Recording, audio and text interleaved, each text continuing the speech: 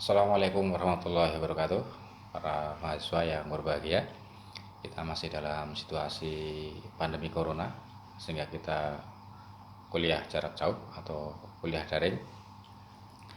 Dan hari ini kita akan bersama-sama mempelajari tentang pendekatan konsep siswa dalam pembelajaran IPS. Pertama, mari kita pahami dulu apa yang dimaksud dengan konsep siswa. Konsep siswa merupakan konstruksi dunia sosial siswa yang merefleksikan berbagai realitas dan problema yang terjadi di masyarakat di mana siswa berada. Jadi bagaimana siswa membangun pemahaman terhadap dunia sekitarnya, dunia sosialnya, yang di situ merupakan hasil refleksi atau permenungan siswa terhadap berbagai kenyataan dan masalah-masalah yang terjadi di sekitar mereka. Jadi, ini pemahaman dasar tentang konsep siswa. Konsep siswa berisi tentang pengetahuan, pengertian, keyakinan, harapan atau ekspektasi, persepsi atau juga kesan mental dari masing-masing siswa terhadap dunia di luar dirinya. Nah, ini kira-kira ya apa ya yang ada di dalam konsep siswa. Itu isinya adalah pengetahuan siswa ya, pengertian siswa, keyakinan, ekspektasi, persepsi atau kesan mental mereka terhadap dunia dan dunia sekitar, dunia di sekeliling mereka. Nah, bagaimana siswa membangun konsep siswa? Mereka membangun konsep siswa dengan cara melakukan pengamatan, mengamati lingkungan sekitarnya, kemudian mengenali, kemudian berinteraksi dengan dunia di sekitarnya, dengan lingkungan sekitarnya. Kemudian setelah itu mereka akan menginterpretasi, menafsirkan apa sih yang terjadi di lingkungan sekitarnya. Nah, setelah mereka menginterpretasi lingkungan sekitarnya, mereka kemudian melakukan respon terhadap apa yang terjadi di sekitarnya. Itulah yang dimaksud dengan konsep dasar siswa. Basis konstruksi siswa adalah pengalaman pribadi. Jadi yang menjadi dasar siswa itu membangun konsepnya terhadap lingkungan adalah pengalaman mereka secara pribadi. Mereka melakukan penemuan sendiri atau belajar sendiri secara individual, secara personal, sehingga banyak melibatkan faktor-faktor yang sifatnya intuitif dan cenderung kurang ilmiah. Nah, ini bisa kita pahami karena ya siswa ya dengan kondisi dirinya itu, setiap siswa itu unik. Masing-masing siswa memiliki perbedaan dengan siswa yang lain, sehingga ketika mereka menangkap fenomena yang ada di sekitarnya, juga mereka memiliki bangunan pemahaman yang berbeda-beda juga. Nah, contoh yang sekarang aktual adalah pandemi corona misalnya ini. Nah, siswa kan juga mengamati tentang fenomena ini, dan bangunan pemahaman siswa tentang fenomena corona ini juga akan berbeda-beda ya, karena mereka juga memiliki keunikan sendiri-sendiri ya, yang berbeda dengan siswa yang lain ya. Sehingga bangunan pemahaman atau konsep siswa terhadap fenomena corona ini juga akan berbeda-beda gitu. Nah, konsep siswa ini berbeda ya dengan konsep ilmiah ya, karena konsep siswa ini sangat dipengaruhi oleh faktor individual mereka. Jadi tergantung dari proses yang terjadi dalam diri mereka. Bagi siswa, konstruk tersebut menjadi basis dirinya dalam bertindak dan melakukan pendekatan terhadap pengalaman-pengalaman ilmiah di kelasnya. Jadi ketika siswa itu mengikuti pembelajaran di kelas, maka apa yang sudah ada dalam dirinya, bangunan konsep yang sudah ada dalam dirinya itu akan menjadi pijakan dasar ketika dia mengikuti pembelajaran di kelas gitu. Nah, misalnya ini yang tadi ya, contoh yang paling aktual, corona. Nah, Ketika misalnya kebetulan di kelas gurunya juga membahas tentang ini, maka siswa di dalam mengikuti penjelasan guru juga akan dimulai dari pijakan pemahaman dirinya tentang fenomena corona gitu.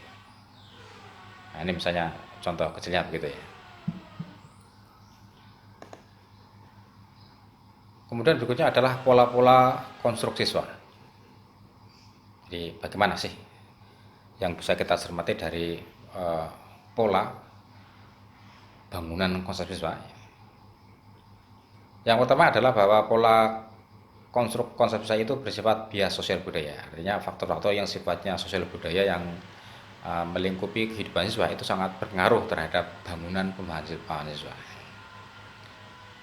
Contohnya adalah konsep desa dan kota. Seringkali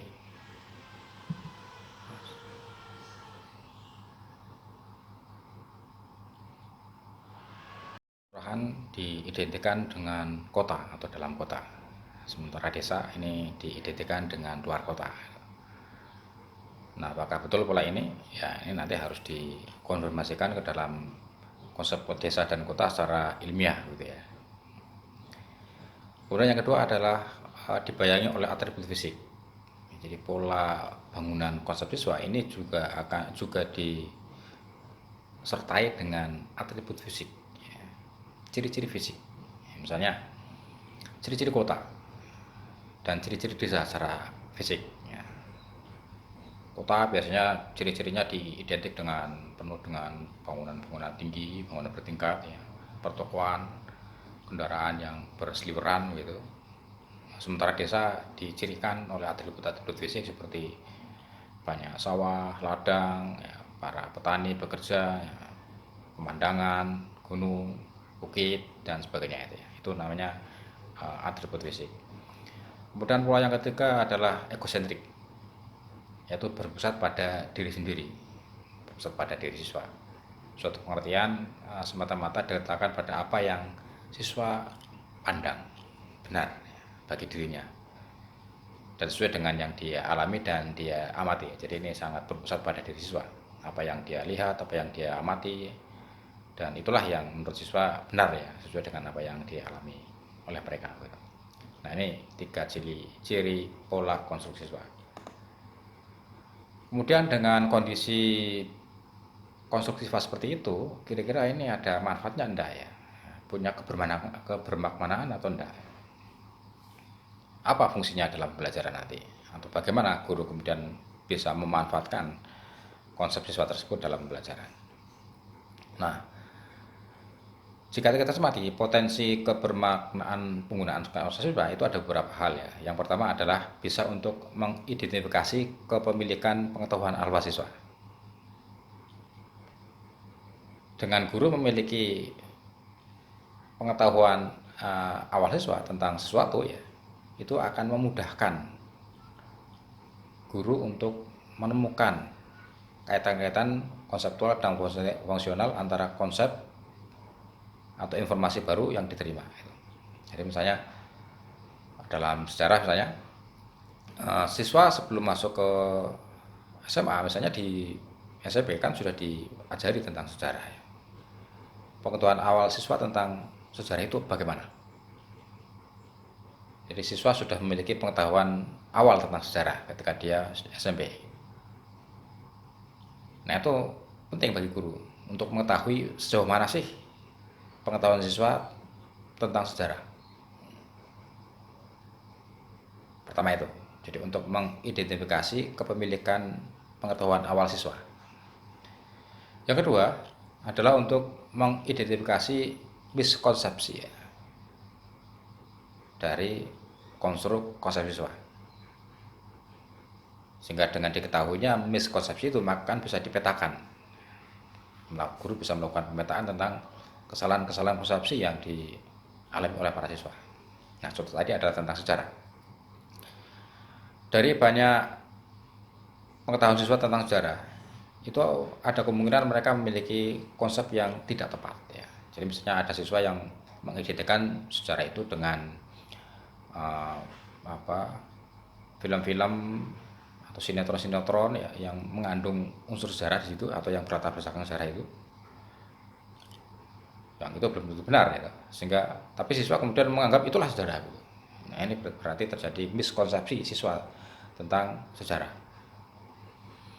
Nah, dengan uh, mengetahui konsep siswa, maka guru bisa memetakan ini di mana sih kira-kira ya letak miskonsepsi yang dialami oleh siswa tentang letak di mana siswa mengalami kesalahan-kesalahan konsep ya.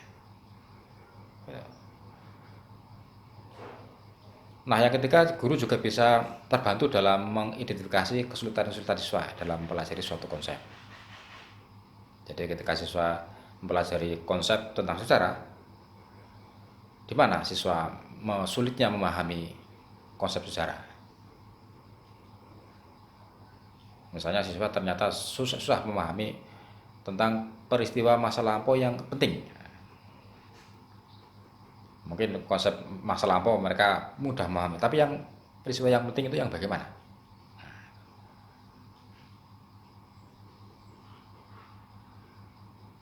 Nah, setelah itu kemudian guru juga akan dapat mengetahui tentang bagaimana cara alternatif pemecahannya.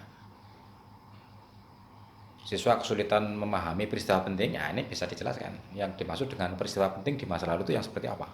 Oh, ternyata dalam konsep sejarah, peristiwa yang penting itu adalah peristiwa yang banyak berpengaruh terhadap kehidupan manusia.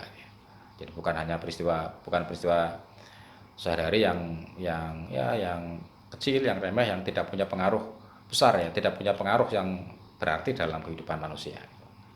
Itu bisa menjadi alternatif pemecahan ya untuk menjelaskan tentang kesulitan siswa dalam memahami tentang peristiwa yang penting di masa lalu. Yang kedua, ya yang berikutnya yang keempat adalah bisa dijadikan sebagai prosedur yang efektif dan efisien bagi pengembangan pembelajaran terpadu IPS yang lebih bersifat otentik dan alamiah. Ya, jadi karena pembelajaran kita dirancang dari pijakan pemahaman siswa, maka ini akan memiliki otentisitas ya, dan alamiah ya. Jadi semuanya berangkat dari siswa yang dalam kondisi otentik ya, dalam kondisi awal gitu. Jadi belum ada pengaruh-pengaruh lain dalam situasi dimulainya pembelajaran. Jadi pijakannya adalah apa yang dibawa siswa dari rumah kira-kira begitu ya, dan itu bersifat alamiah ya. Ini menjadikan pembelajaran kita nanti akan lebih bersifat otentik dan alamiah ya. Kemudian berikutnya adalah mengembangkan kemampuan berpikir kritis, kreatif, dan reflektif ya. Karena ini akan ada dialektika ya antara apa yang sudah dimiliki oleh siswa sejak awal, itu konsep konstruksi siswa tadi, kemudian didialektikan dengan pembelajaran di kelas. Jadi misalnya dalam kasus tentang konsep sejarah tadi, siswa sudah memiliki konsep sejarah tersendiri. Konsep sejarah yang sudah dimiliki oleh siswa tadi kemudian akan didialogkan ya. Akan didialektikakan dengan pembelajaran di kelas. Nah, itu akan terjadi dialektika sehingga siswa akan, ternyata selama ini pemahaman saya tentang sejarah belum tepat ini, atau keliru bahkan ini. Ada yang perlu diperbaiki ini. Nah, sehingga siswa bisa belajar berpikir kritis ya, kreatif. Ya. Dia akan mengkreasikan kembali ya, akan merenungkan kembali ya, akan merefleksikan kembali juga tentang bagaimana dia selama ini memahami tentang sejarah. Berikutnya adalah mengembangkan kesadaran dan apresiasi diri terhadap realitas. Jadi dengan siswa memiliki konsep itu, kemudian dia itu kan artinya belajar tentang pemahaman terhadap realitas. Semakin siswa sering belajar memahami tentang realitas dan kemudian dia membangun konsep pemahaman tentang realitas itu, maka dia akan semakin bisa, oh iya ternyata ya realitas di sekitar saya seperti itu, di tempat lain ada seperti itu, di waktu yang lain juga ada seperti itu, oh ternyata begini-begini ya, sehingga dia akan, oh iya, akan memiliki kesadaran ya, dan juga memiliki apresiasi. Kalau realitasnya begitu, mungkin penyebabnya begini dan nanti bisa berdampak bagaimana itu namanya kesadaran, memiliki kesadaran ya terhadap dan apresiasi terhadap realitas. Kemudian yang kedua, yang berikutnya adalah kemampuan mengembangkan perspektif sosial. Jadi dia akan memiliki sudut pandang sosial yang semakin beragam ya.